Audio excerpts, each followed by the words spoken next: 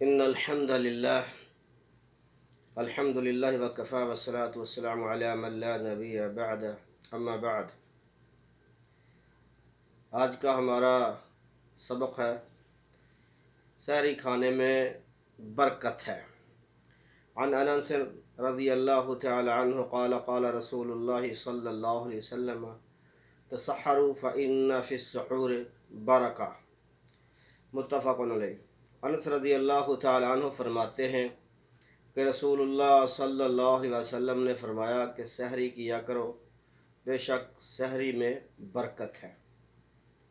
سحری جب اذان سے پہلے کا وقت ہوتا ہے، 2/3 رات جب گزر جاتی، جسے ہم تہجد کا ٹائم کہتے ہیں، اس وقت کا کھانا جو روزہ رکھنے کی نیت سے ہم کھاتے ہیں اسے سحری کہتے ہیں۔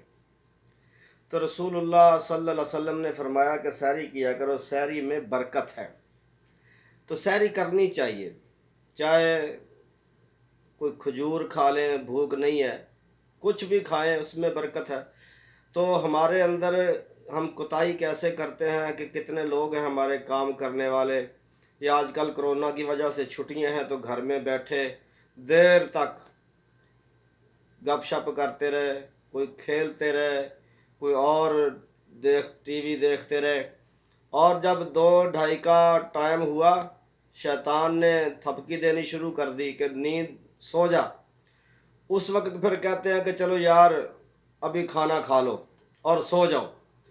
اب 1:30 بجے 2 بجے بعض لوگ پہلے کام سے اس ٹائم پہ آتے تھے اور آ کے کھانا کھایا اور سو گئے۔ اب اس بیلی نے فجر نہیں پڑھنی، 2 بجے 1:30 بجے کھانا کھایا، نیند آ گئی، سو گیا، اور فجر گئی۔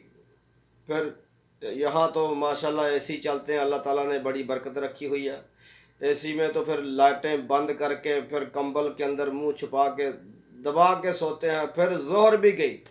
کتنے لوگ ایسے ہیں عصر کے ٹائم پہ یا عصر سے کچھ دیر پہلے، بلکہ عصر کے کئی بعد اٹھتے ہیں، اور پھر منہ شو دھویا، نہا دھو کے اگر کوئی کام پہ جانے والا تو کام پہ چلا گیا، نہیں تو زیادہ تر لوگ جو ٹی وی لگا کے بیٹھ جاتے ہیں۔ پہلے جہاں کام رات کو جاتے تھے، تو اب کرونا کی وجہ سے کوئی ٹائم ٹیبل بدلا ہوا، اللہ تعالیٰ اس سے ہمیں عافیت دے، جلدی اس کو لے جائے۔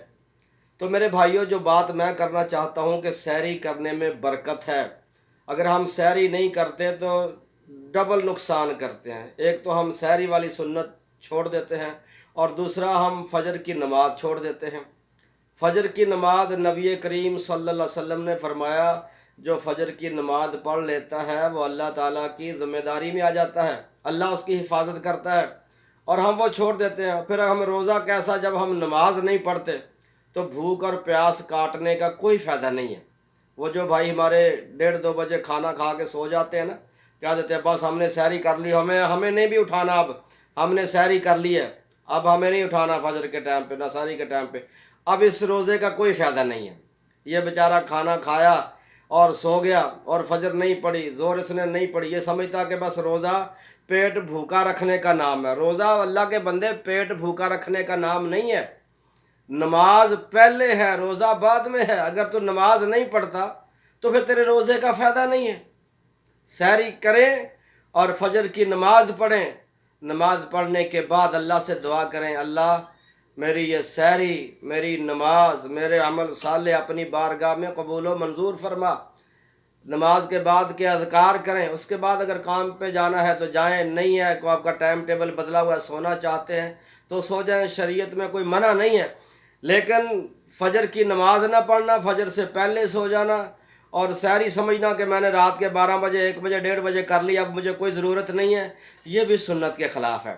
اس لیے رسول اللہ صلی اللہ علیہ وسلم کے فرمان پہ عمل کریں، تسحروا فإن فی السحور برکہ، آپ نے فرمایا سحری کرو، سحری میں برکت ہے، اور سحری کرنے کے بعد فجر کا انتظار کریں، فجر کی اذان ہو، نماز پڑھیں، نماز پڑھ کے پھر اگر کوئی کام کرنا ہے تو کریں۔ اگر آپ نماز نہیں پڑھتے، فجر نہیں پڑھتے اور سحری بھی نہیں کرتے، رات کے 1 بجے ہی کھانا کھا کے سو گئے ہیں اور سمجھتے ہیں روزہ، تو ایسے روزے کا اللہ تبارک و تعالیٰ کے ہاں کوئی قدر و قیمت نہیں ہے۔ اللہ سے دعا ہے اللہ ہمیں سنت کے مطابق عمل کرنے کی توفیق عطا فرمائے۔